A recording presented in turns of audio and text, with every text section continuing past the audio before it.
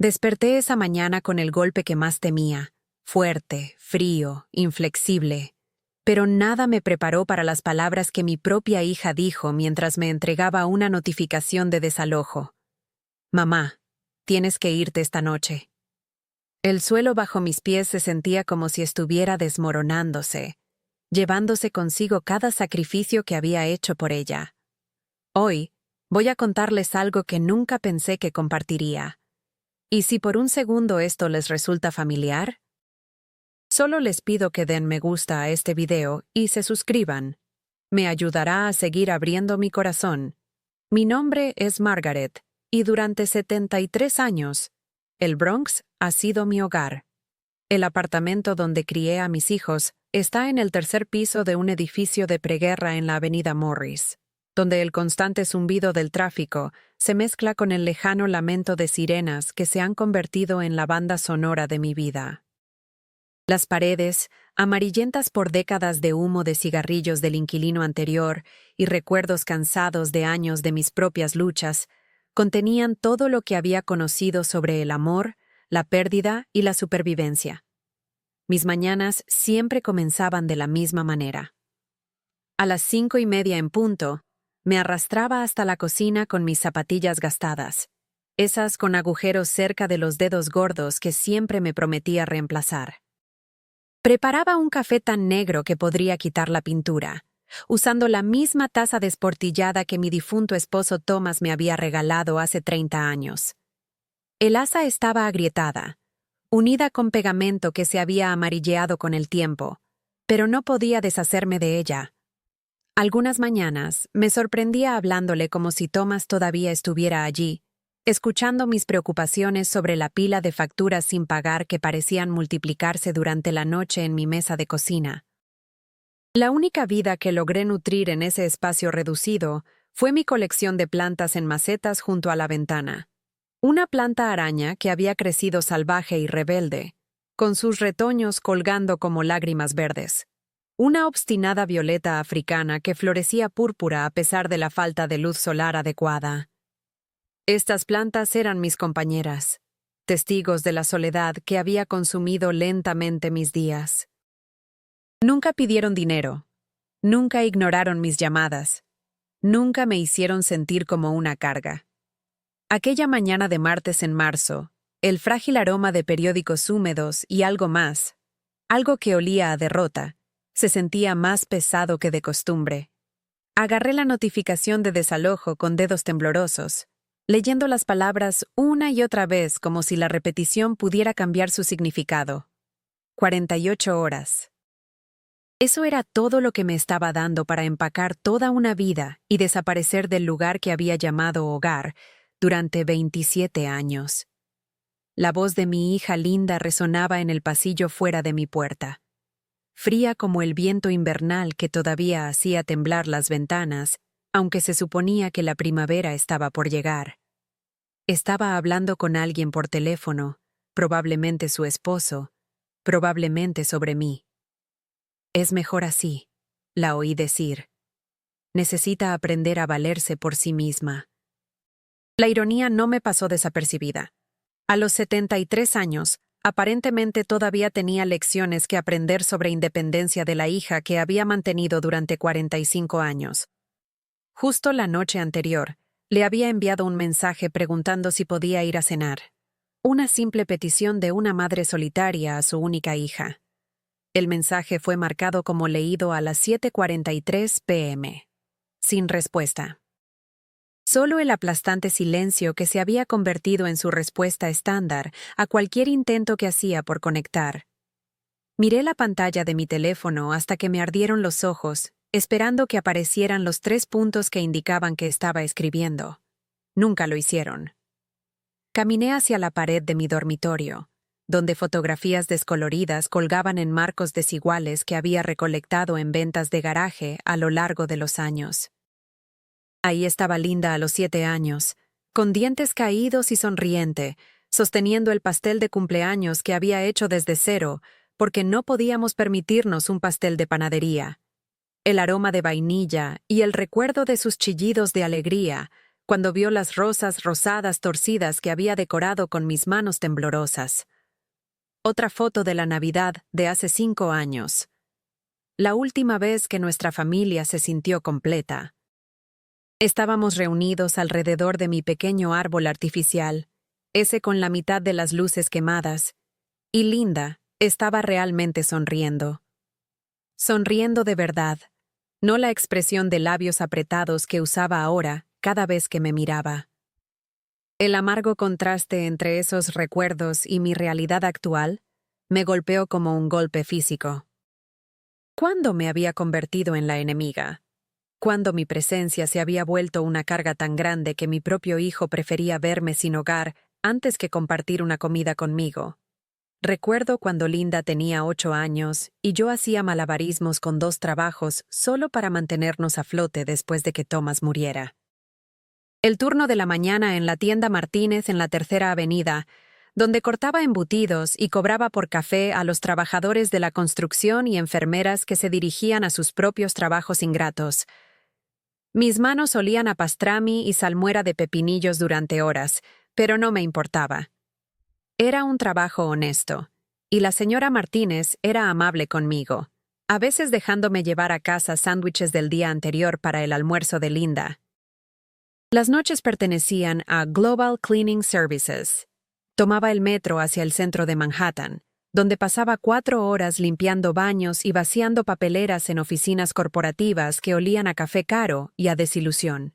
Las luces fluorescentes zumbaban sobre mi cabeza mientras trabajaba sola, mi reflejo distorsionado en las superficies pulidas que limpiaba. Me imaginaba las vidas de las personas que trabajaban en esos escritorios durante el día, sus fotos familiares, sus suculentas en macetas, sus notas adhesivas recordándoles reuniones y plazos. ¿Sabían que una viuda del Bronx mantenía su mundo impecable mientras dormían? Todo era por Linda.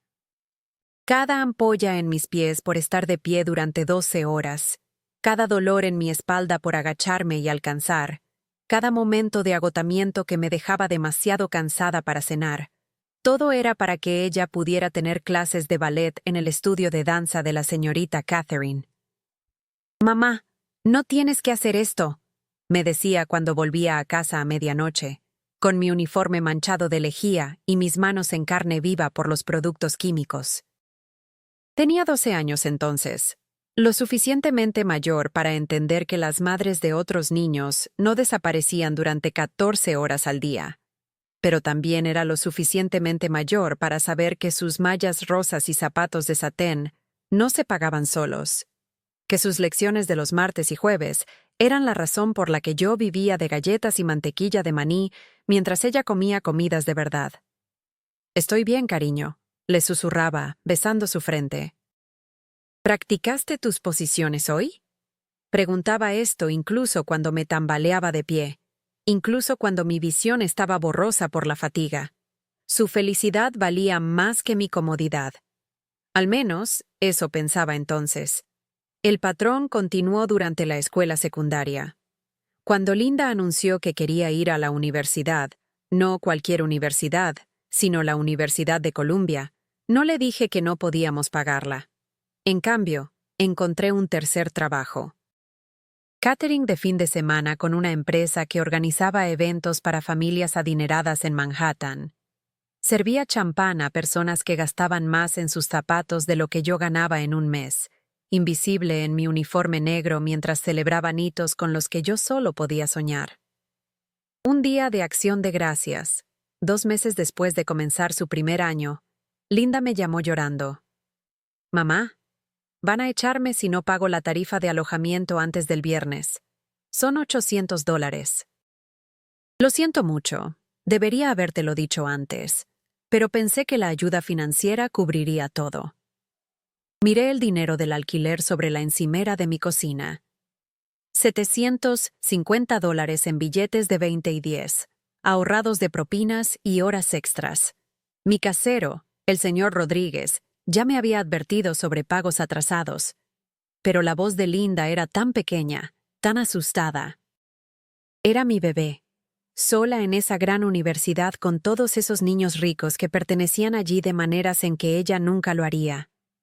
No te preocupes, cariño. Mamá se encarga de esto. Tomé el metro a Columbia ese miércoles, antes del Día de Acción de Gracias, y le entregué mi dinero del alquiler en un sobre Manila. Esto debería cubrirlo y darte un poco extra para comprar comida.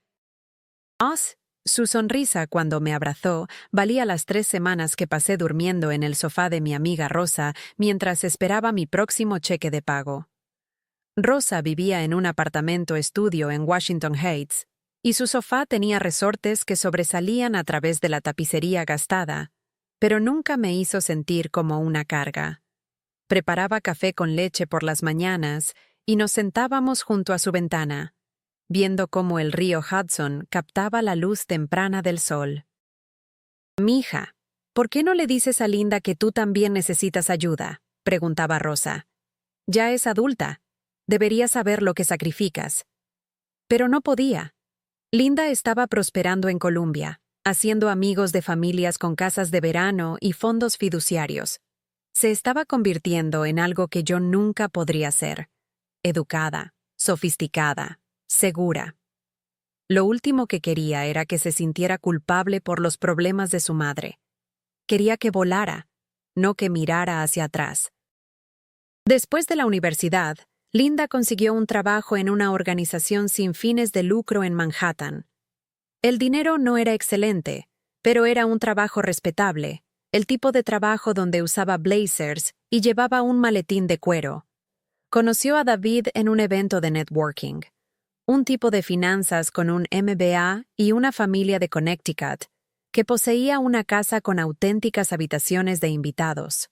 En plural, cuando se comprometieron, ofrecí ayudar a pagar la boda. «Mamá, eso es muy dulce, pero lo tenemos controlado», dijo Linda, pero pude escuchar el estrés en su voz. Los padres de David estaban contribuyendo con $20,000. Yo tenía 800 en mi cuenta de ahorros y un deseo ardiente de no dejar que mi hija se sintiera inferior en el día de su boda. Saqué un préstamo contra mi 401k. $4,500 que había estado ahorrando desde que Thomas murió.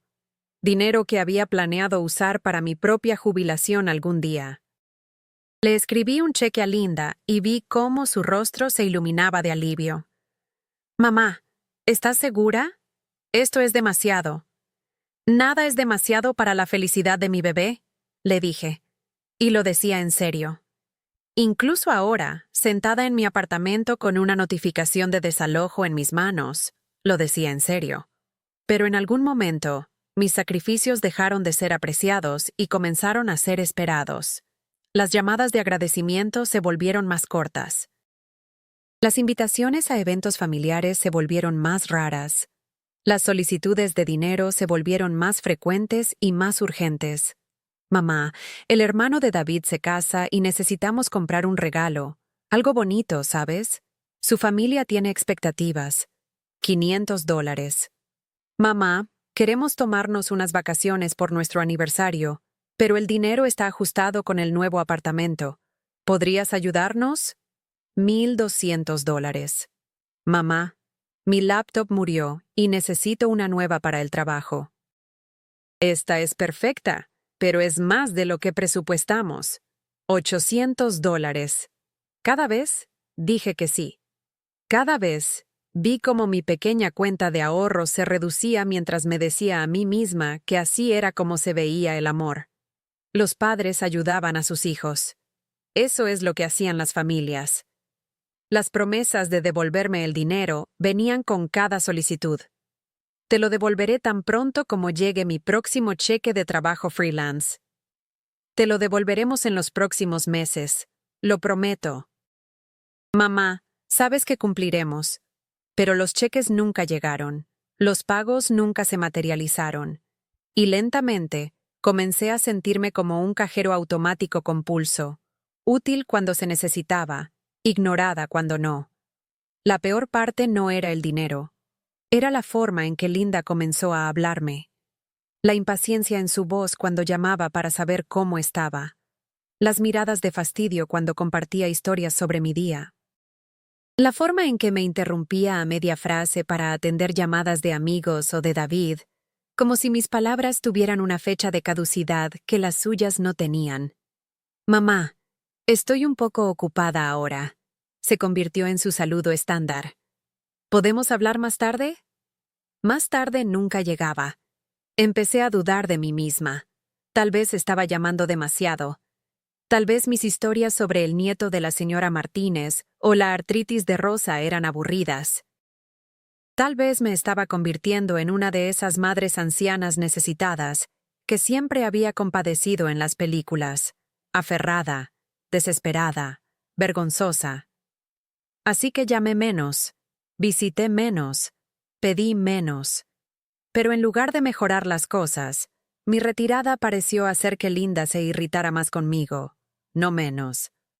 Ahora cuando hablábamos, había un filo en su voz, una agudeza que atravesaba cualquier pretensión de afecto. ¿Por qué me enviaste ese artículo, mamá? Espetó un día cuando le había enviado una pieza sobre relaciones madre-hija que había encontrado en línea. Pensé que era dulce, sobre la importancia de los lazos familiares. Ella claramente no estaba de acuerdo. No tengo tiempo para leer cosas aleatorias que encuentras en Internet.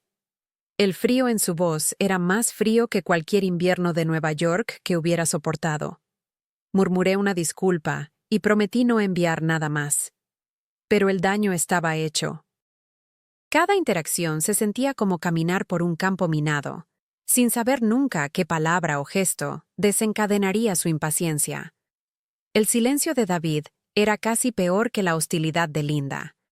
Se sentaba en mi mesa de cocina durante sus raras visitas, desplazándose por su teléfono mientras Linda y yo hablábamos. Cuando le hacía preguntas sobre su trabajo o su familia, daba respuestas de una palabra sin levantar la vista. Su presencia era un vacío que absorbía la calidez de cualquier conexión frágil que Linda y yo todavía teníamos. Empecé a preguntarme si solo era una billetera para ellos, una conveniente fuente de fondos de emergencia y trabajo emocional gratuito. La pregunta me atormentaba, especialmente durante las largas horas cuando no podía dormir, acostada en mi cama escuchando a los vecinos discutir a través de las delgadas paredes. ¿Era esto por lo que había trabajado tan duro? ¿Era esta la relación que había sacrificado todo por construir? La realización llegó lentamente, y luego de golpe. Como ver el amanecer.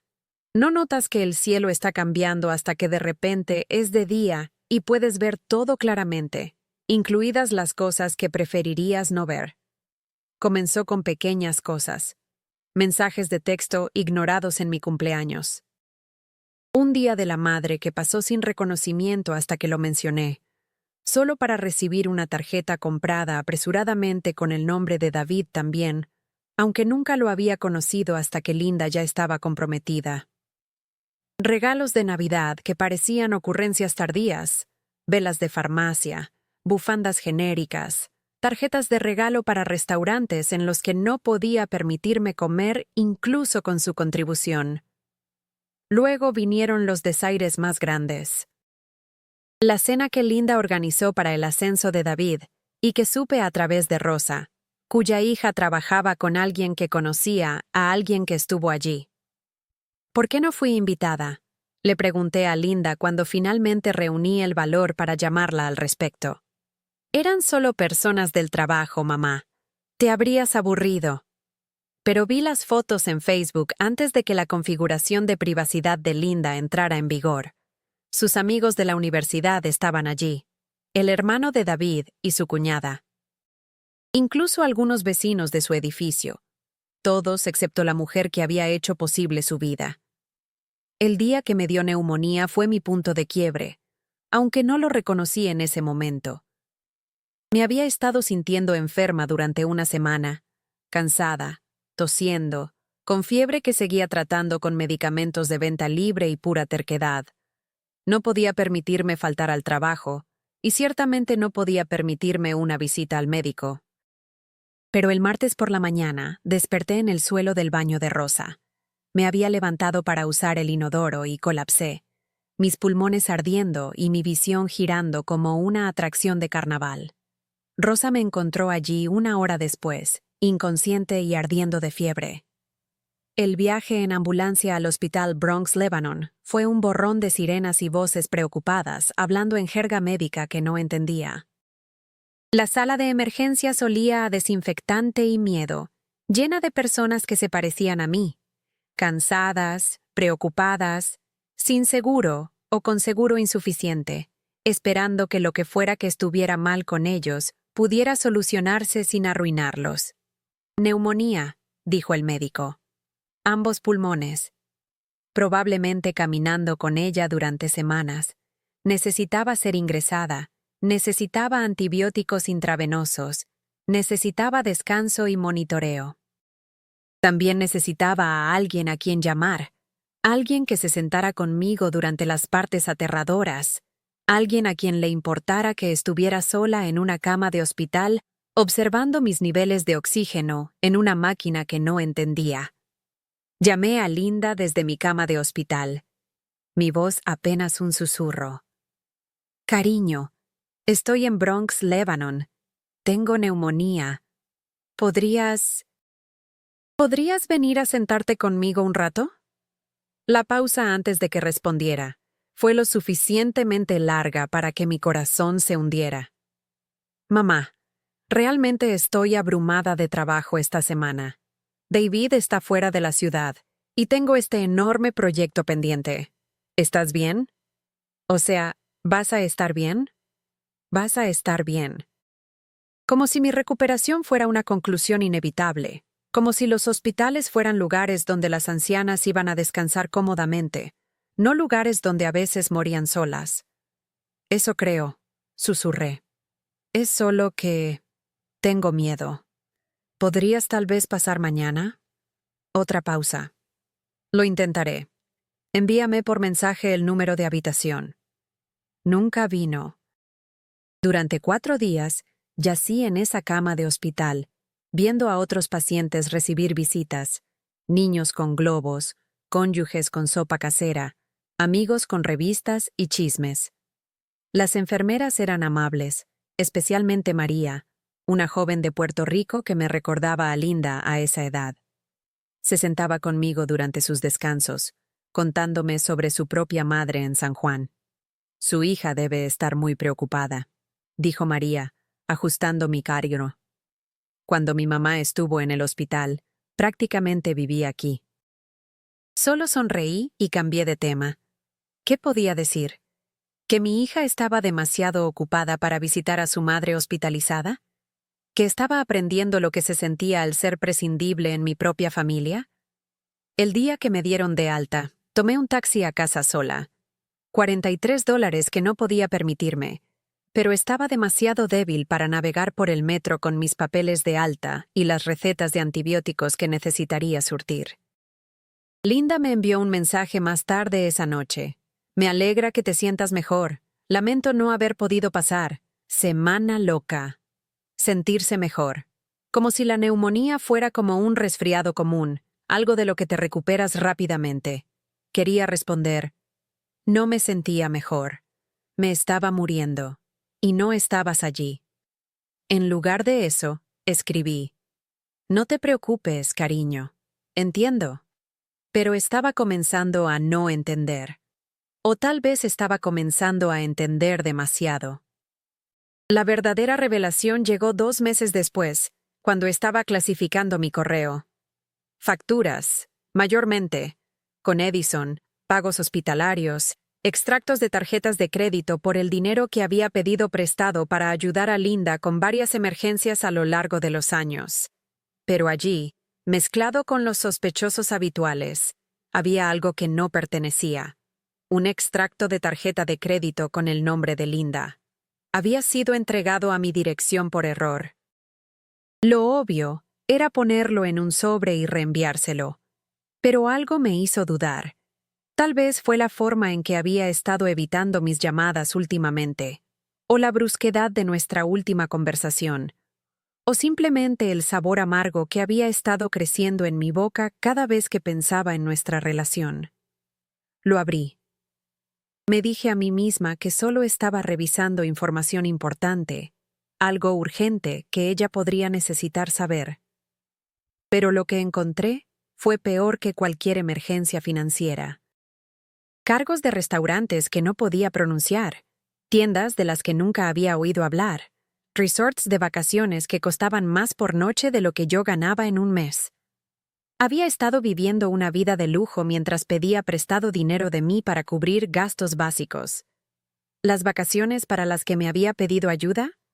En realidad había gastado 3 veces lo que yo le había dado, quedándose en lugares que tenían servicios de spa y playas privadas. Pero el detalle que hizo temblar mis manos no fue el gasto frívolo. Fue un cargo de noviembre. Una compra en una joyería por $1,200, hecha la misma semana que me había llamado llorando por no poder pagar su factura de electricidad. Le había enviado $300 de mi dinero para la compra de alimentos, comiendo galletas y mantequilla de maní durante 2 semanas, mientras ella compraba lo que probablemente era una pulsera que valía más que mi cheque mensual del Seguro Social. Me senté en mi mesa de cocina, mirando ese extracto hasta que los números se mezclaron. Todos esos años de sacrificio, todos esos turnos dobles y comidas saltadas, todas esas noches preocupándome por su estabilidad financiera, y ella estaba viviendo mejor de lo que yo jamás había vivido. No estaba luchando, estaba de compras. No estaba en crisis, estaba disfrutando de lujos que yo no podía imaginar tener. La traición se sentía como un peso físico en mi pecho, presionando hasta que no podía respirar adecuadamente. Me habían engañado, manipulado, usado. La hija que había criado, la niña por la que lo había dado todo, me veía como nada más que una fuente de dinero gratis para financiar las mejoras de su estilo de vida. No sé cuánto tiempo estuve sentada allí, sosteniendo ese extracto de tarjeta de crédito como evidencia en un juicio que nunca supe que era parte. Pero cuando finalmente me puse de pie, algo había cambiado dentro de mí. El amor incondicional todavía estaba allí. No creo que eso desaparezca nunca cuando eres madre. Pero la disposición a ser destruida por él se había ido. Caminé hasta el fregadero de mi cocina y abrí el grifo, viendo cómo el agua se arremolinaba por el desagüe. Luego, recogí la taza de cerámica que Thomas me había regalado, la que tenía el asa agrietada unida por pegamento amarillento, la de la que había estado bebiendo durante 30 años porque me conectaba con tiempos más felices. La sostuve a la luz, viendo todos sus defectos, todos los lugares donde se había roto y reparado, y roto nuevamente. Y luego, la dejé caer. El estruendo fue fuerte en el silencio de mi apartamento, el sonido de algo precioso siendo destruido sin posibilidad de reparación. Pedazos de cerámica se dispersaron por mi suelo de linóleo, algunos trozos grandes, algunos fragmentos diminutos que probablemente aparecerían debajo de mi refrigerador meses después. Me arrodillé entre los pedazos, mis rodillas artríticas protestando contra el suelo duro, y lloré. Pero no eran solo lágrimas de dolor. Mezclado con la tristeza había algo más. Alivio. Había estado aferrándome a esa taza de la misma manera que me había aferrado a la idea de Linda como la hija agradecida que había criado. Ambas estaban rotas. Ambas habían estado rotas durante mucho tiempo. Tal vez era hora de dejar de fingir que podía seguir uniendo los pedazos. Recogí los fragmentos y los tiré a la basura. Luego me lavé las manos, preparé café en una taza diferente, y pensé en lo que iba a hacer a continuación. Por primera vez en décadas, no lo sabía. Por primera vez en décadas, eso se sentía como libertad en lugar de miedo. Pero la libertad, estaba a punto de aprender, tiene un precio. Y a veces las personas que más amas son las menos dispuestas a dejarte pagarlo. A la mañana siguiente, Linda llamó. No para ver cómo estaba, no para disculparse por perderse mi hospitalización, no para reconocer el extracto de la tarjeta de crédito que probablemente faltaba de su correo. Llamó porque necesitaba dinero. Mamá, hola, mira, necesito un favor. El auto de David se averió y necesitamos repararlo antes de su entrevista de trabajo el jueves. Son $800, pero es realmente importante. Su carrera podría depender de esto. Sostuve el teléfono lejos de mi oído por un momento, mirándolo como si fuera un artefacto alienígena. $800. Otra vez. Siempre con un plazo. Siempre con altas apuestas. Siempre con la implicación de que decir que no sería egoísta, miope, cruel. Linda, dije lentamente, vi tu extracto de tarjeta de crédito, el que fue entregado aquí por error. Silencio al otro lado. Luego, ¿abriste mi correo? Estaba tratando de reenviártelo. Eso es un delito federal, mamá. No puedes simplemente... Gastaste $1,200 en joyas la misma semana que me dijiste que no podías pagar tu factura de electricidad. Más silencio. Luego, en una voz que nunca había escuchado de ella antes, fría y afilada como el viento invernal. Cómo gasto mi dinero no es asunto tuyo. Se convierte en mi asunto cuando lo estás gastando con dinero que te presto. ¿Prestar? Mamá, nunca me has pedido que te devuelva antes. Pensé que ese dinero era... Pensé que solo estabas ayudando a la familia. Solo ayudando a la familia. Como si ayudar significara dar hasta que no quedara nada. Como si familia significara nunca cuestionar a dónde iba la ayuda, o si realmente se necesitaba. Estaba ayudando a la familia, dije. Pero creo que he estado ayudando a la persona equivocada. ¿Qué se supone que significa eso? Significa que no puedo darte $800 para el auto de David. Significa que no puedo seguir dándote dinero en absoluto. La pausa que siguió fue tan larga que pensé que había colgado. Luego, ¿hablas en serio ahora? ¿Después de todo lo que David y yo hemos hecho por ti? Todo lo que habían hecho por mí. Miré alrededor de mi apartamento estrecho, a la pila de facturas sin pagar, al espacio vacío donde solía estar mi taza favorita, a las fotos en la pared de tiempos mejores que ahora parecían mentiras. ¿Qué exactamente has hecho por mí, linda? Te visitamos, te invitamos a cosas. Aguantamos tú. Se detuvo, pero no lo suficientemente pronto. ¿Mi qué? Nada, olvídalo. Mira, si no puedes ayudarnos, está bien.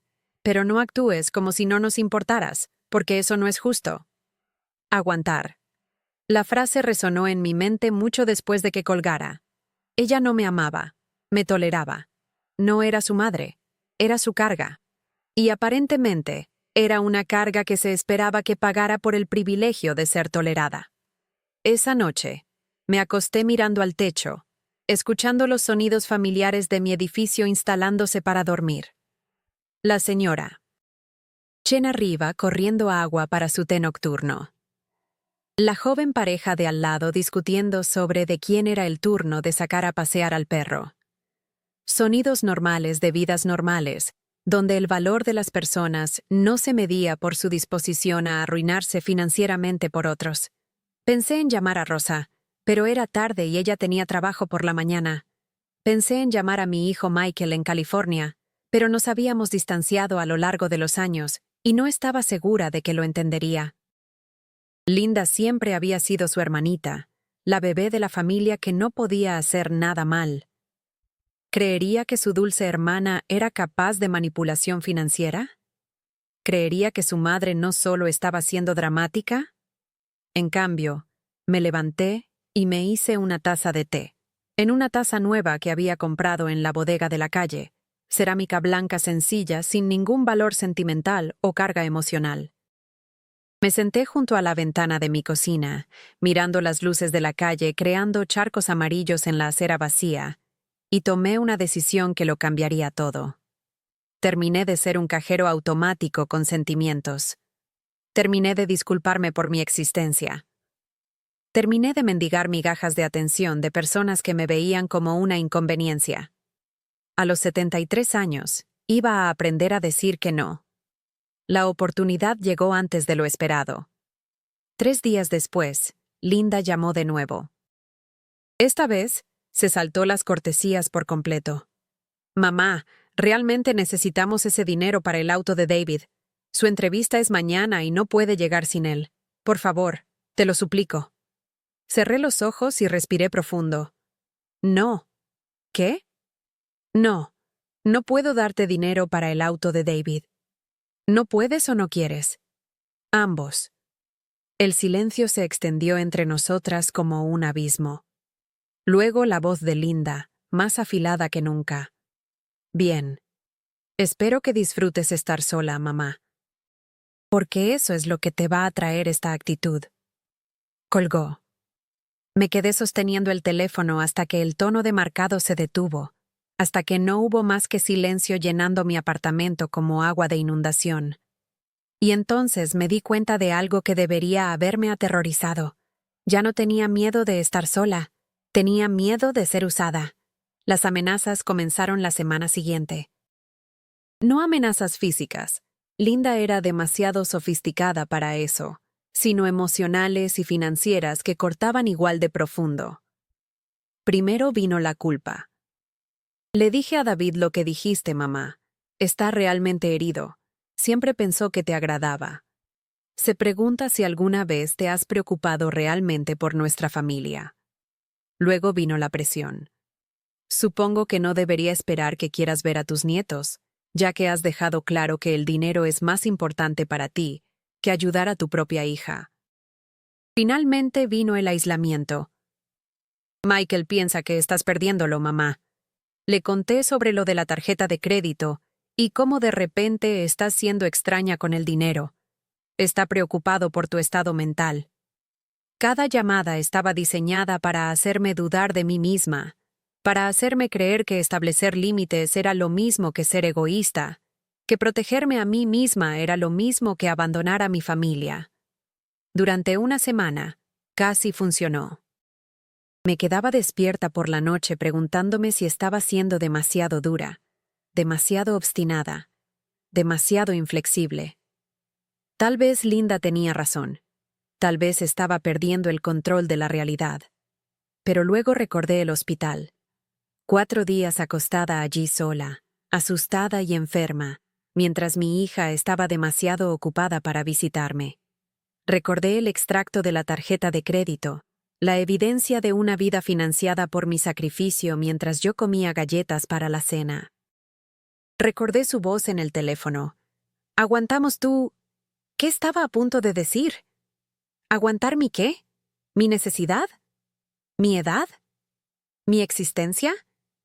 La respuesta llegó 2 semanas después, en forma de una notificación de desalojo deslizada bajo mi puerta mientras estaba comprando comestibles. Miré el papel oficial, leyendo las palabras una y otra vez hasta que tuvieran sentido. Incumplimiento de pago del alquiler. 30 días para desalojar. Se tomarían acciones legales si no cumplía. Pero yo había pagado mi alquiler. Siempre pagaba mi alquiler, incluso cuando significaba comer sándwiches de mantequilla de maní durante una semana, incluso cuando significaba saltarme mi medicamento para la presión arterial para ahorrar dinero. Tenía los recibos, los talones de giros postales, los correos electrónicos de confirmación de mi banca en línea. Llamé a mi casero, el señor Rodríguez, un hombre decente que nunca me había causado problemas en 27 años de arrendamiento. Miguel, ha habido algún error. Recibí una notificación de desalojo, pero pagué el alquiler la semana pasada. Margaret, lo siento, pero tienes 3 meses de retraso. Traté de trabajar contigo, pero no puedo cargar con la deuda más. Yo también tengo facturas. ¿3 meses de retraso? Eso era imposible. Saqué mi registro de cheques, mis extractos bancarios, mi archivo cuidadosamente organizado de recibos. Todo mostraba pagos regulares, a tiempo, cada mes. Miguel, ¿puedes revisar tus registros de nuevo? Tengo pruebas de que... Margaret. Su voz era suave pero firme. Los cheques han estado rebotando. 3 meses seguidos. Tu banco lo llamó fondos insuficientes. Mis manos comenzaron a temblar. ¿Fondos insuficientes? Había estado verificando mi saldo religiosamente, asegurándome de que hubiera suficiente para cubrir el alquiler más un pequeño colchón. ¿Cómo podría haber fondos insuficientes? Colgué y llamé a mi banco inmediatamente. mi corazón latiendo tan fuerte que podía oírlo en mis oídos. Después de 20 minutos en espera escuchando música que me hacía querer gritar, finalmente llegué a un ser humano que podía acceder a mi cuenta. Señora, estoy viendo varios retiros grandes durante los últimos 3 meses. Retiros de cajeros automáticos, principalmente. Algunas transferencias en línea. La cuenta ha estado sobregirada repetidamente. Eso es imposible. No he hecho grandes retiros. Ni siquiera uso cajeros automáticos. Los retiros se realizaron con su tarjeta de débito, señora. En Manhattan, principalmente. Algunas compras en línea también. Manhattan, donde Linda trabajaba, donde a menudo se reunía con amigos para almorzar y hacer compras, donde probablemente se sentía segura usando un cajero automático que suponía que yo nunca verificaría. ¿Puede decirme las fechas y montos exactos? Mientras el representante del banco leía las transacciones, mi estómago se hundía más profundo con cada una. 200 aquí, 300 allá. Compras en línea de tiendas de las que nunca había oído hablar. Retiros de efectivo realizados mientras yo estaba en casa en el Bronx, sin saber que mi cuenta estaba siendo vaciada. Señora, ¿es posible que alguien más tenga acceso a su tarjeta de débito? ¿Alguien más? Mi hija, que había pedido prestado solo una vez hace 6 meses cuando su propia tarjeta estaba siendo reemplazada y necesitaba comprar comestibles. Se la di junto con mi PIN, confiando en ella completamente. Me la había devuelto al día siguiente, agradeciéndome por ayudarla a salir de un aprieto. Pero aparentemente nunca me la devolvió realmente. Había copiado la información, memorizado los números, mantenido el acceso a la cuenta mucho después de que pensé que la había devuelto. Señora, ¿sigue ahí? Sí, susurré. Necesito reportar actividad fraudulenta en mi cuenta.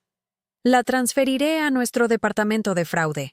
Pero, señora, debo advertirle, si esto fue hecho por un familiar con su permiso inicial para usar la tarjeta, podría ser difícil probar fraude legalmente. Difícil de probar fraude. Porque había confiado en mi propia hija. Porque el amor me había hecho vulnerable a la persona que debería haberme protegido más. Para cuando terminé con el banco, mi cuenta estaba congelada pendiente de investigación. Mi tarjeta de débito fue cancelada. Y tenía $17 en efectivo a mi nombre.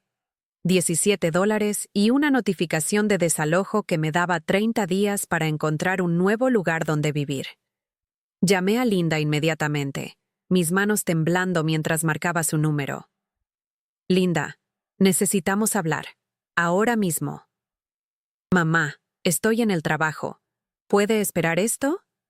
No, no puede esperar. ¿Has estado robando dinero de mi cuenta? La pausa fue tan larga que pensé que la llamada se había cortado. Luego, esa es una acusación muy grave, mamá. No es una acusación, es un hecho. El banco tiene registros de retiros de cajeros automáticos en Manhattan realizados con mi tarjeta de débito mientras yo estaba en casa en el Bronx. No sé de qué estás hablando. Linda, no me mientas. Confié en ti con mi tarjeta hace 6 meses y has estado usándola desde entonces. Me has robado más de $2,000. Mis cheques de alquiler han estado rebotando por tu culpa. Otra larga pausa. Cuando habló de nuevo, su voz era diferente. Más fría, más calculadora. Pruébalo. ¿Qué? Prueba que fui yo. Prueba que robé algo. Me diste permiso para usar tu tarjeta, ¿recuerdas? Dijiste que podía usarla siempre que necesitara ayudar a la familia. Solo estaba ayudando a la familia. No podía creer lo que estaba escuchando. Estaba torciendo mi confianza en consentimiento, mi amor en permiso para robarme a ciegas. Nunca dije que podrías seguir usándola. Nunca dije que podrías tomar dinero cuando quisieras. Eso no es como lo recuerdo, mamá. Y creo que si le preguntáramos a David, o a Michael, o a cualquier otra persona, recordarían que eras bastante generosa con tus ofertas de ayudar a la familia financieramente. Tal vez solo olvidaste que me diste permiso.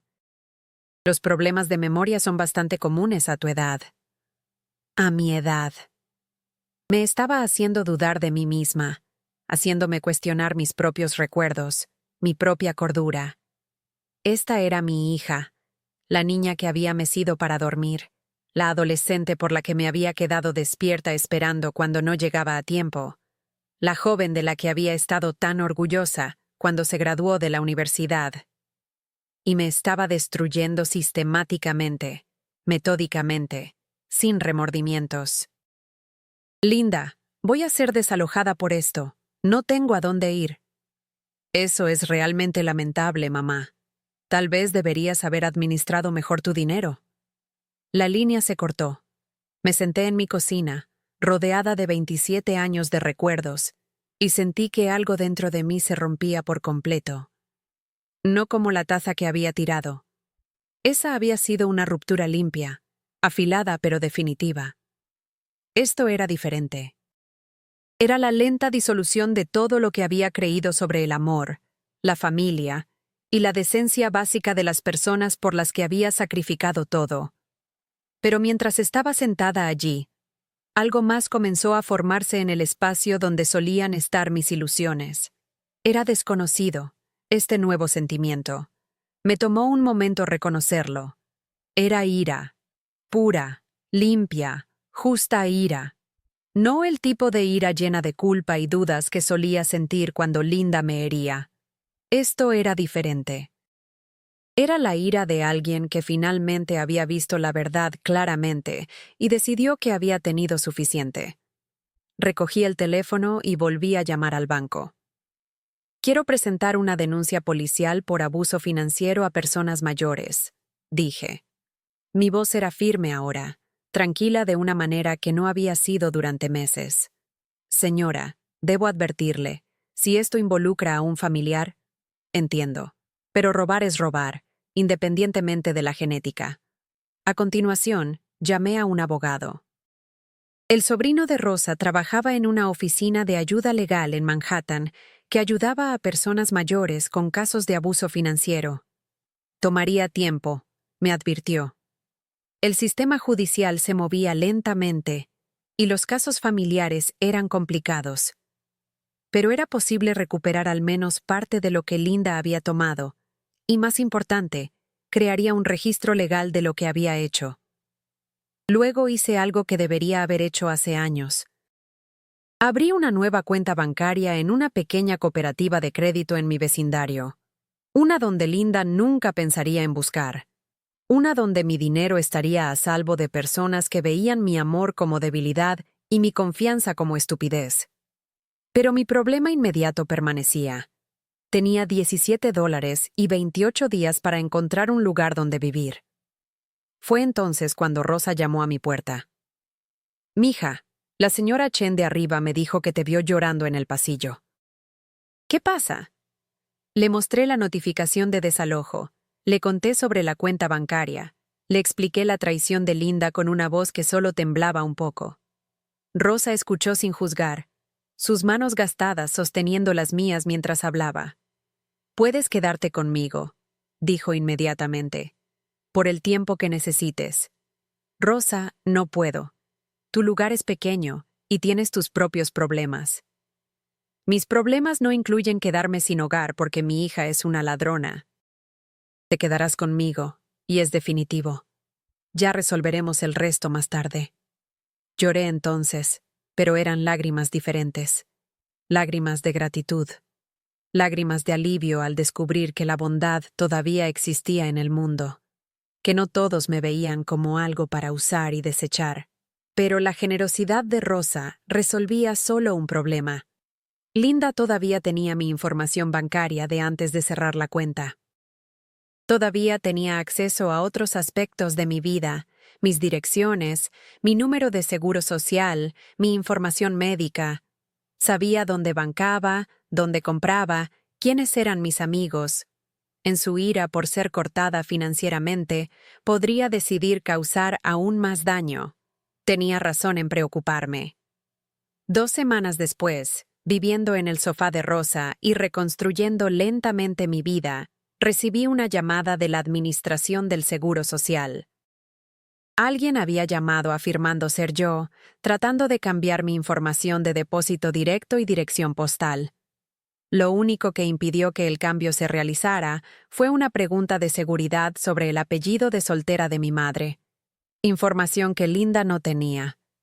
Luego vino una llamada del consultorio de mi médico. Alguien había llamado solicitando mis registros médicos, afirmando ser mi hija que estaba preocupada por mi salud mental y necesitaba la información para ayudarme a obtener atención adecuada. La recepcionista, gracias a Dios, me conocía lo suficientemente bien como para llamar y verificar antes de entregar cualquier cosa.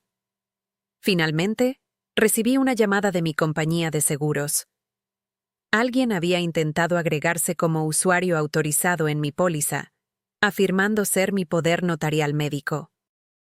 Fueron rechazados porque el papeleo no estaba debidamente notariado, pero estaba claro lo que Linda estaba tratando de hacer.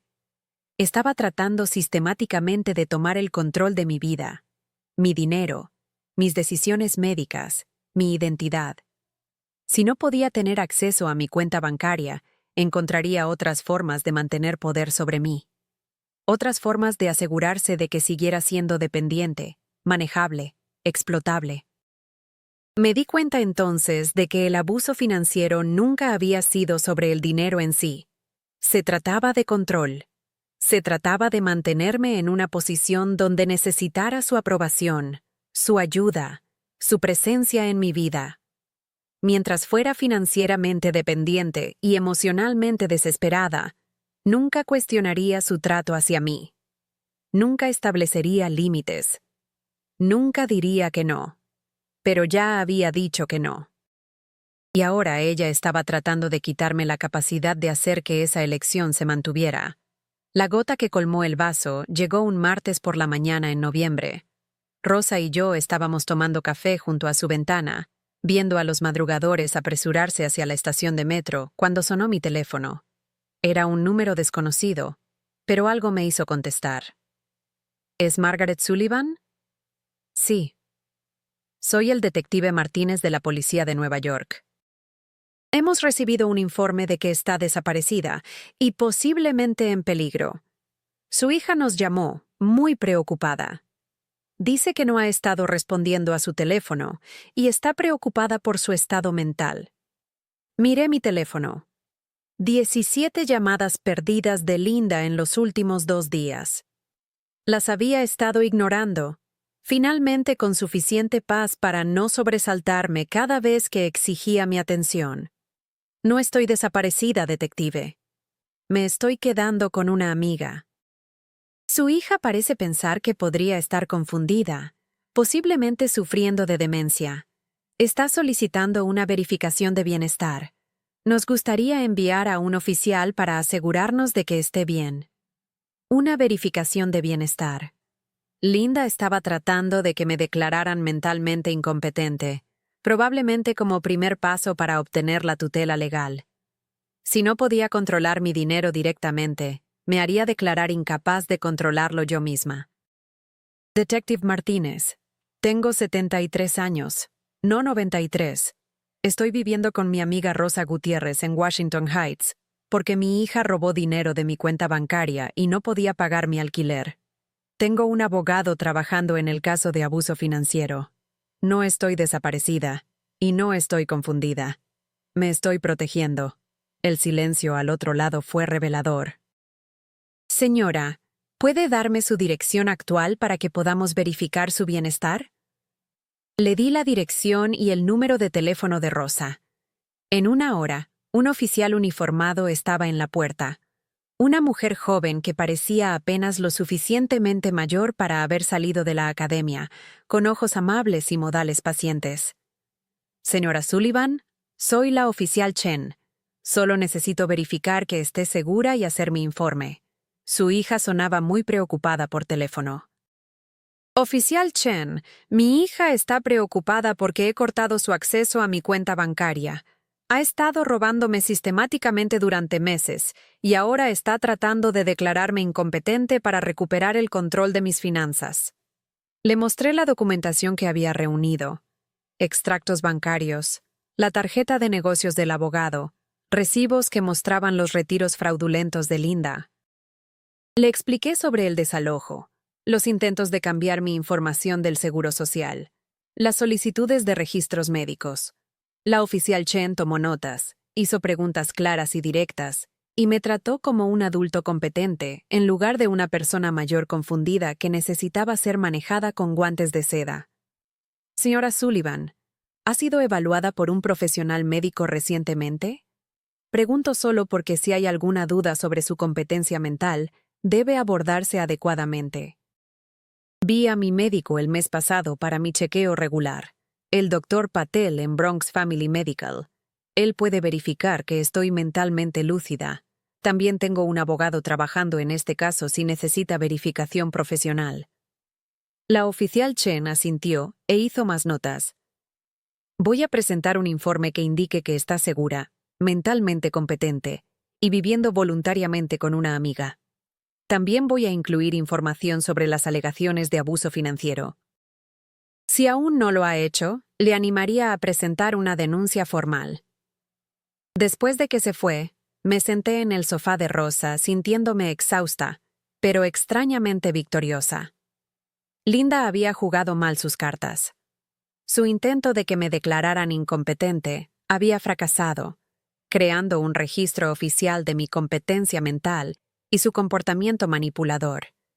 Pero sabía que esto no había terminado. Linda estaba desesperada ahora, acorralada por su propia codicia y mi inesperada resistencia. Las personas desesperadas hacen cosas desesperadas, y necesitaba estar preparada para lo que viniera después. Lo que vino después fue peor de lo que imaginé. 3 días después, Rosa llegó a casa del trabajo con una expresión extraña en su rostro. «Mija, mi supervisor me hizo algunas preguntas raras hoy. Alguien llamó a la escuela donde trabajo, preguntando por ti. Dijeron que estaban preocupados por mi juicio al dejar que una persona mayor mentalmente inestable se quedara en mi casa, especialmente porque trabajo con niños». Se me heló la sangre. Linda estaba tratando de meter a Rosa en problemas en el trabajo, potencialmente amenazando su puesto como auxiliar de maestra en una escuela primaria local. Estaba atacando a la única persona que me había mostrado bondad incondicional, tratando de aislarme haciendo que mi presencia fuera una responsabilidad para cualquiera que me ayudara. «Rosa, lo siento mucho. Me iré de inmediato. No dejaré que destruya tu trabajo por mi culpa. Ni se te ocurra». La voz de Rosa era feroz, protectora. «Esa niña es mala, Margarita. Mala pura. Te quedarás aquí mismo, y si quiere pelear, pelearemos». Pero no podía dejar que Rosa sufriera por mis problemas familiares. No podía dejar que la crueldad de Linda se extendiera a personas inocentes que no habían hecho nada más que mostrarme bondad. Esa noche, acostada en el sofá de Rosa escuchando sus suaves ronquidos desde el dormitorio, tomé una decisión que se sentía aterradora y liberadora a la vez. Iba a dejar de huir, dejar de esconderme, dejar de tratar de minimizar el daño que Linda podía hacer. Iba a contraatacar. No con manipulación o chantaje emocional, las armas que ella había usado contra mí durante tanto tiempo. Iba a luchar con algo que ella nunca había esperado de mí, la verdad. A la mañana siguiente, llamé a Michael en California. «¿Mamá? ¿Está todo bien?» Linda dijo que has estado luchando últimamente. Por supuesto que lo había dicho. Linda probablemente estaba trabajando para poner a mi hijo en mi contra también, envenenándolo con mentiras sobre mi estado mental y comportamiento irrazonable. «Michael, necesito contarte algunas cosas sobre tu hermana, cosas que probablemente no querrás escuchar». Le conté todo. El abuso financiero, el dinero robado, los intentos de tomar el control de mi información médica, el informe falso a la policía, el ataque al empleo de Rosa. Hablé con calma, ciñéndome a los hechos, proporcionando fechas y documentación cuando era posible. Michael estuvo callado mucho tiempo después de que terminé. Luego, «Mamá, Esto no suena como Linda. ¿Estás segura de que no estás... ¿No estoy qué? ¿No recordando correctamente? ¿No viendo la situación claramente? Michael, tu hermana intentó declararme mentalmente incompetente para poder controlar mis finanzas. Me ha estado robando durante meses. Estos no son opiniones o interpretaciones, son hechos. ¿Pero por qué haría eso? Ella gana un buen dinero. Ella y David están bien. ¿No? ¿Lo están, Michael? ¿O están viviendo por encima de sus posibilidades y usándome como su banco personal? ¿Cuándo fue la última vez que realmente miraste su estilo de vida versus sus ingresos? Otra larga pausa. Michael era contador, entrenado para ver patrones financieros y discrepancias. Casi podía oírlo haciendo cálculos en su cabeza. Mamá, incluso si lo que dices es cierto, sigue siendo tu hija, sigue siendo mi hermana. La familia no abandona a la familia. ¿Y qué hay de la familia que no roba a la familia? ¿Qué hay de la familia que no trata de declarar incompetente a la familia? ¿Qué hay de la familia que no ataca a personas inocentes que muestran bondad a la familia? Tal vez solo está asustada, mamá. Tal vez piensa que te está protegiendo de algo. ¿Protegiéndome? ¿De qué? ¿De tener control sobre mi propia vida? ¿De tomar mis propias decisiones sobre mi dinero y mis relaciones? Michael, necesito que elijas. O me crees a mí, o le crees a ella. Pero no puedes creernos a las dos, porque nuestras historias son completamente diferentes. No quiero tener que elegir entre mi madre y mi hermana. Pero eso es exactamente lo que Linda le había obligado a hacer. Mintiendo, manipulando, tratando de destruir mi credibilidad. Había creado una situación donde la neutralidad era imposible. Entonces haré la elección más fácil para ti, dije. No elijas. Pero no esperes que pretenda que esto no sucedió. No esperes que juegue a la familia feliz con alguien que trató de declararme incompetente. No esperes que perdone el abuso financiero solo porque compartimos ADN. Colgué antes de que pudiera responder. Se sentía como cerrar una puerta que quizás nunca volvería a abrirse, pero estaba cansada de ser diplomática sobre mi propia destrucción. Esa tarde, hice algo que había estado evitando durante semanas. Llamé a Linda directamente. Contestó al segundo timbre, su voz artificialmente alegre. Mamá, he estado tan preocupada por ti. ¿Dónde te has estado quedando? ¿Estás bien?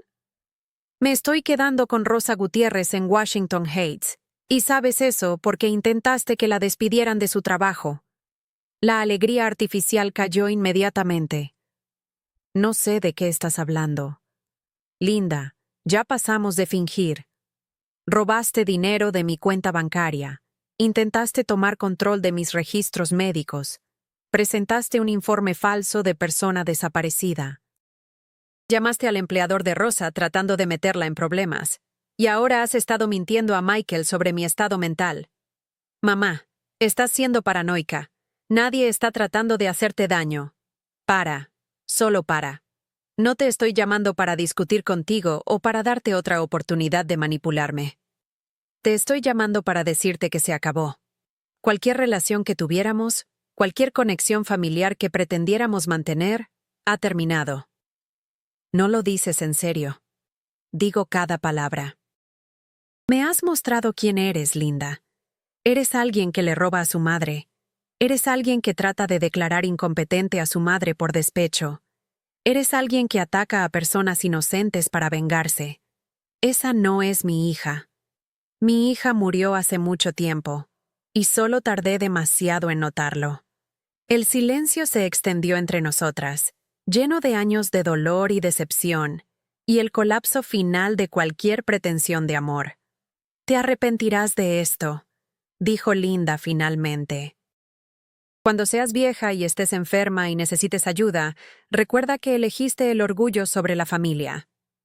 Cuando sea vieja y esté enferma, recordaré que elegí el respeto propio sobre ser destruida por personas que se llamaban a sí mismas familia.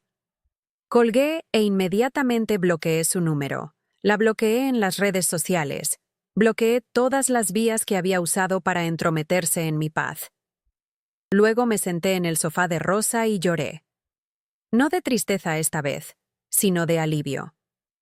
El peso que había estado cargando durante tanto tiempo, la constante ansiedad por la próxima demanda o manipulación de Linda, se había ido. En su lugar había algo que no había sentido en años: libertad. Pero Linda tenía una carta más para jugar. 2 días después, estaba caminando a casa desde la tienda de comestibles cuando un auto se detuvo junto a mí. David salió, luciendo incómodo pero decidido. «Margaret, necesitamos hablar». «No tenemos nada de qué hablar, David. Linda está devastada. Ha estado llorando durante días. Dice que la has acusado de robar y has cortado todo contacto. Esto está destrozando a nuestra familia».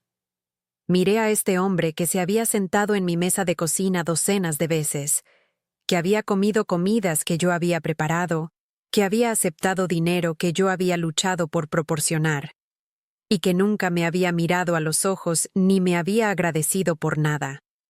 Tu familia se destrozó el día que Linda decidió robarme. Tu familia se destrozó cuando ella eligió el dinero sobre la decencia humana básica. Tu familia se destrozó cuando intentó declararme incompetente. No destrocé nada. Solo dejé de fingir que todavía estaba unida. Cometió errores, ¿de acuerdo? Lo admite. Pero ha aprendido de ellos. Quiere arreglar las cosas. ¿Cómo es arreglar las cosas, David? ¿Incluye devolver el dinero que robó? ¿Incluye disculparse por el informe policial falso? ¿Incluye asumir la responsabilidad por atacar el empleo de Rosa? David se movió incómodamente. El dinero puede ser devuelto, las disculpas pueden hacerse, pero si la cortas por completo, nada de eso puede suceder. El dinero puede ser devuelto, pero no lo ha sido. Las disculpas pueden hacerse, pero no se han hecho. David, tu esposa trató de destruir mi vida sistemática y metódicamente. La única razón por la que quiere arreglar las cosas ahora es porque está enfrentando consecuencias por primera vez. Está embarazada. Las palabras me golpearon como un golpe físico. Linda estaba embarazada.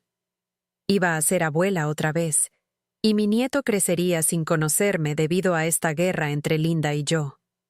Por un momento, la vieja culpa intentó resurgir.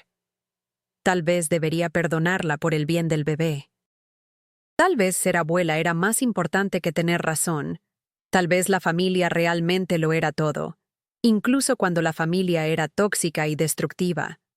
Pero luego pensé en ese hipotético nieto creciendo con Linda como madre. Creciendo aprendiendo que el amor podría comprarse, que los miembros de la familia existían para ser usados, que la manipulación era una forma aceptable de obtener lo que querías.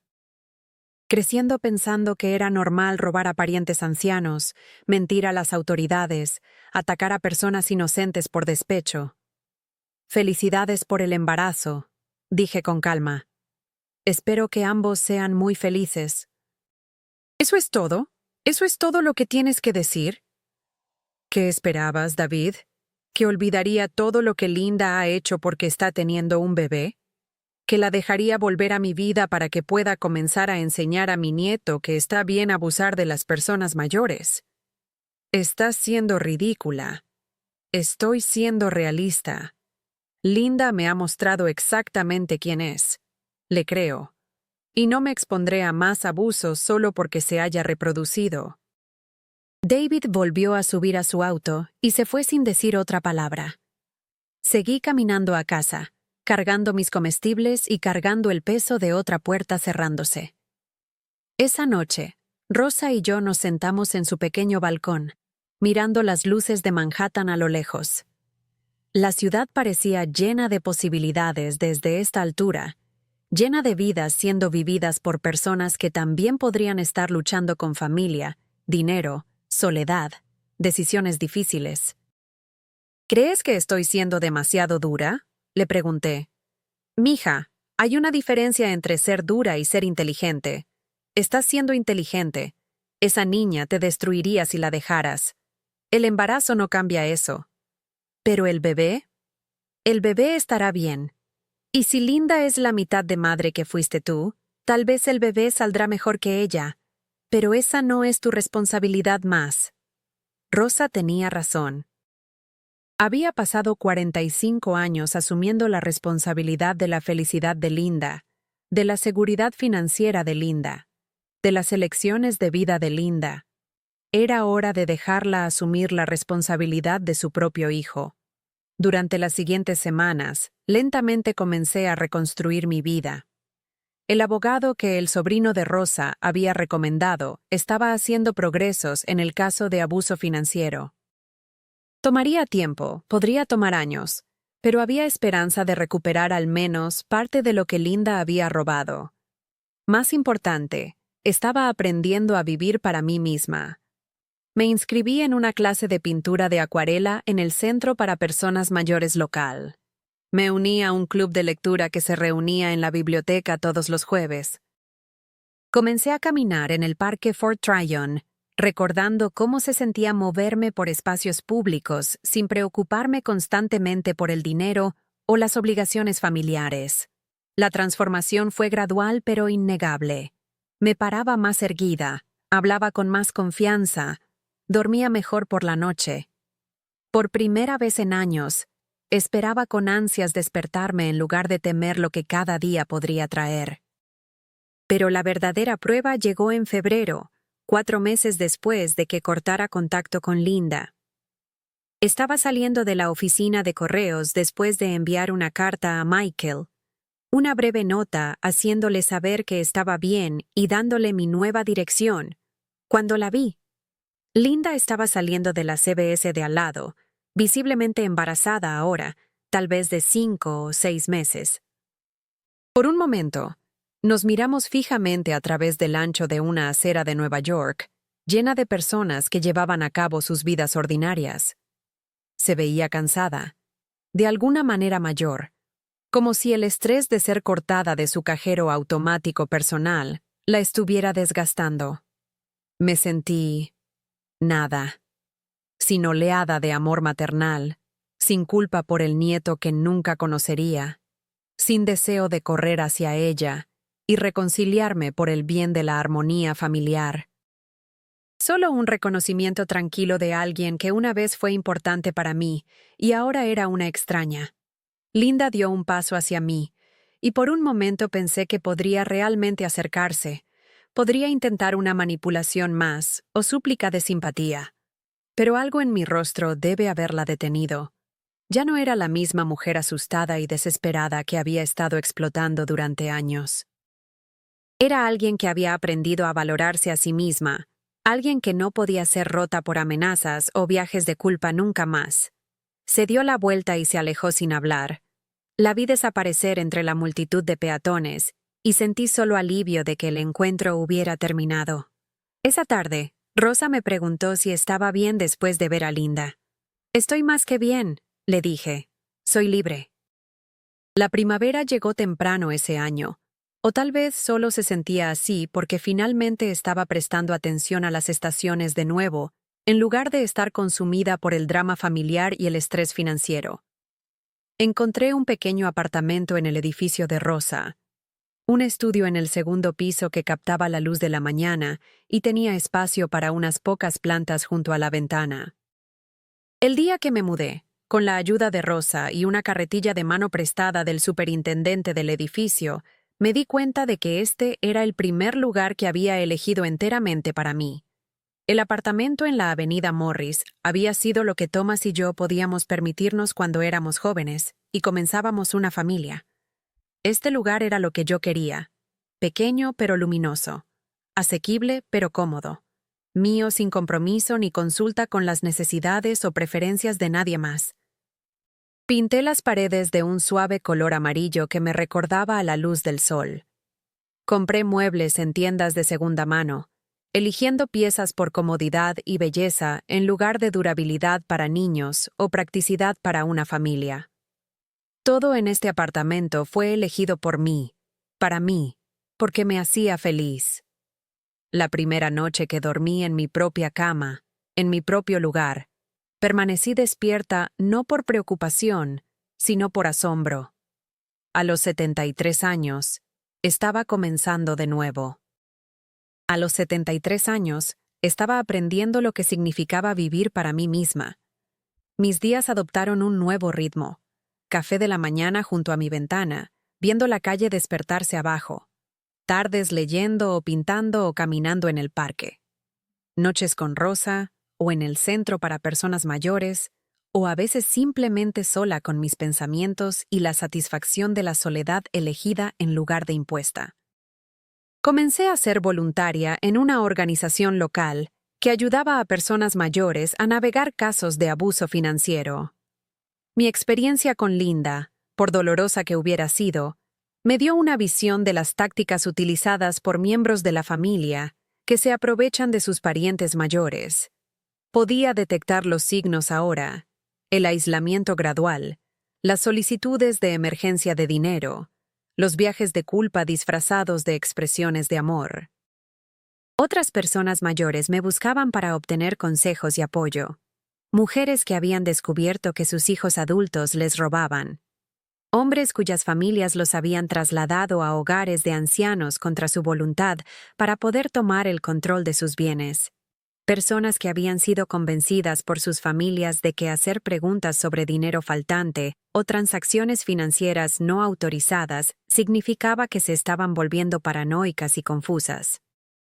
Cada historia era diferente, pero el patrón siempre era el mismo: el amor utilizado como arma contra la persona que lo sentía más profundamente.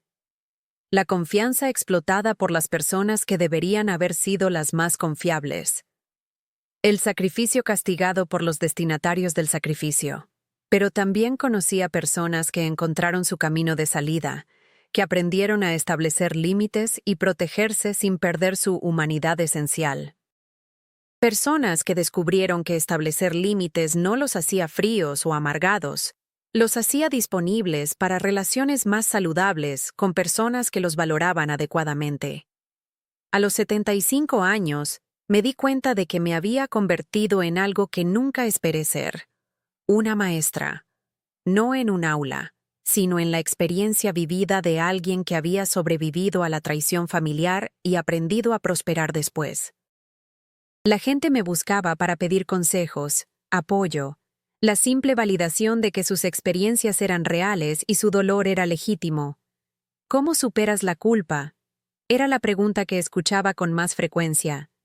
¿Cómo dejas de sentir que estás siendo egoísta por protegerte? Mi respuesta siempre era la misma: recordando que tu bienestar también importa. Recordando que ser padre o abuelo de alguien no significa ser su víctima. Recordando que se supone que el amor debe hacer tu vida mejor, no destruirla. Estas no eran lecciones fáciles. Había pasado décadas aprendiéndolas de la manera difícil, haciendo sacrificios que no fueron apreciados, dando confianza que no fue honrada, ofreciendo amor que fue explotado. Pero quizás esos años difíciles habían servido para un propósito más allá de mi propia experiencia. Quizás me habían preparado para ayudar a otros a navegar desafíos similares con menos daño y más dignidad. En tranquilas tardes en mi apartamento, rodeada de libros y plantas y la evidencia acumulada de una vida vivida en mis propios términos, a veces pensaba en la carta que Linda nunca me había escrito. La carta donde reconocía el daño que había causado, asumía la responsabilidad de sus elecciones y se disculpaba genuinamente por tratarme como un cajero automático en lugar de un ser humano. Esa carta probablemente nunca llegaría. Linda podría pasar el resto de su vida creyendo que ella era la víctima en nuestra historia, que yo era irrazonable y cruel por cortarla, que la familia debería perdonar todo independientemente del daño causado. Pero había dejado de esperar esa carta años atrás. Había dejado de necesitar su reconocimiento de mi valor para creer en él yo misma. El momento más poderoso de mi transformación no había sido confrontar a Linda o establecer límites o incluso presentar cargos legales. Había sido el momento en que decidí que valía la pena protegerme, independientemente de quién estuviera de acuerdo con esa evaluación. A los 76 años, hice otro viaje a las Catskills, esta vez con Dorothy y Rosa para un fin de semana de caminatas y pintura, y celebrando otro año de elegirnos a nosotras mismas sobre las personas que exigían nuestra destrucción. Nos quedamos en el mismo bed and breakfast, comimos en restaurantes que no podíamos permitirnos en nuestras vidas anteriores, y hablamos hasta bien entrada la noche sobre sueños que todavía estábamos aprendiendo a tener. ¿Alguna vez te arrepientes?, preguntó Dorothy en nuestra última noche, mientras estábamos sentadas en el porche viendo el sol ponerse sobre las montañas. ¿Cortar completamente con ellos? Pensé seriamente antes de responder. ¿Me arrepentía de perder la relación con Linda? ¿Me arrepentía de nunca conocer a mi nieto? ¿Me arrepentía de las reuniones familiares que nunca sucederían? ¿La vejez tranquila que una vez imaginé rodeada de hijos agradecidos y nietos amorosos? Lamento que fuera necesario, dije finalmente. Lamento que Linda eligiera el dinero sobre el amor, la manipulación sobre la honestidad. Lamento haber esperado tanto para protegerme, pero no me arrepiento de la decisión en sí. No me arrepiento de elegir la dignidad sobre la destrucción. Rosa asintió. Algunas personas piensan que la familia significa aceptar cualquier cosa, perdonar todo, sacrificarse completamente. Pero eso no es familia. Eso es esclavitud. Nos sentamos en un silencio cómodo mientras la luz se desvanecía y aparecían las primeras estrellas. En algún lugar en la distancia, pájaros nocturnos se llamaban unos a otros a través de la oscuridad.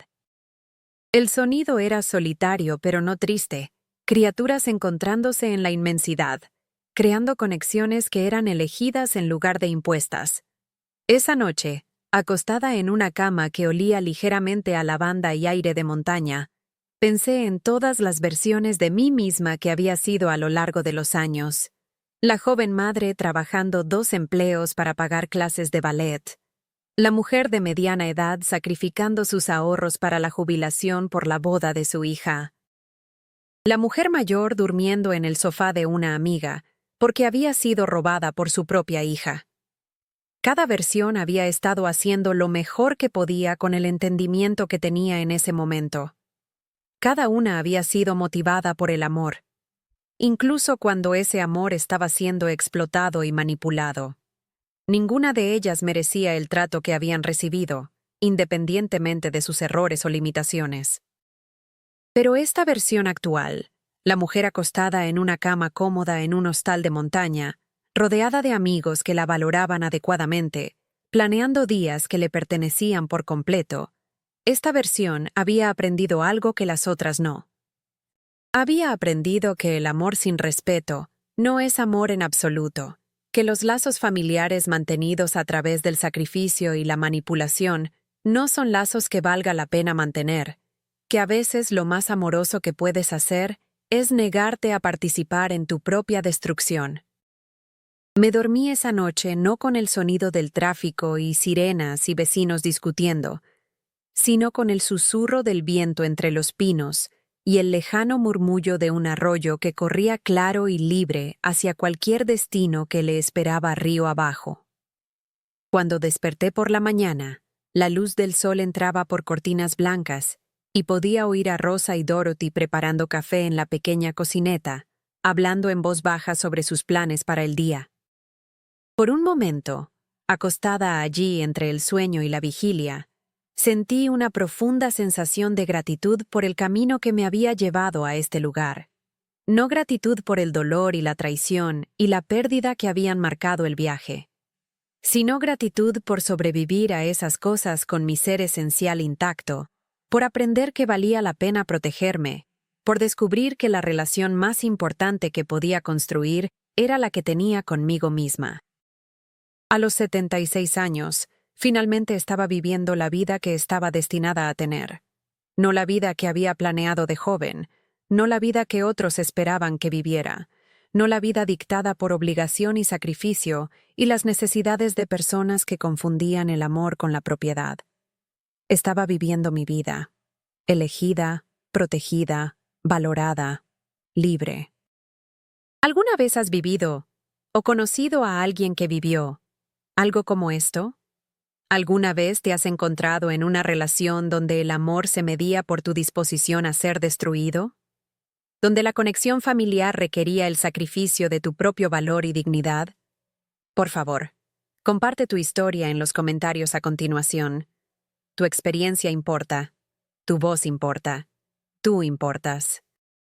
Y si esta historia te conmovió, si te recordó que mereces relaciones que honren tu valía en lugar de explotarla, por favor dale me gusta a este video y suscríbete a este canal. Me ayuda a seguir compartiendo estas historias de supervivencia y transformación, llegando a personas que necesitan escuchar que no están solas en su lucha. Recuerda, el respeto no es negociable, incluso cuando viene de la familia. Tu bienestar importa, tu paz merece ser protegida. Y nunca es demasiado tarde para elegirte a ti mismo sobre las personas que exigen tu destrucción como prueba de tu amor. Gracias por escuchar. Gracias por preocuparte. Gracias por creer que historias como esta importan, porque lo hacen, y tú también.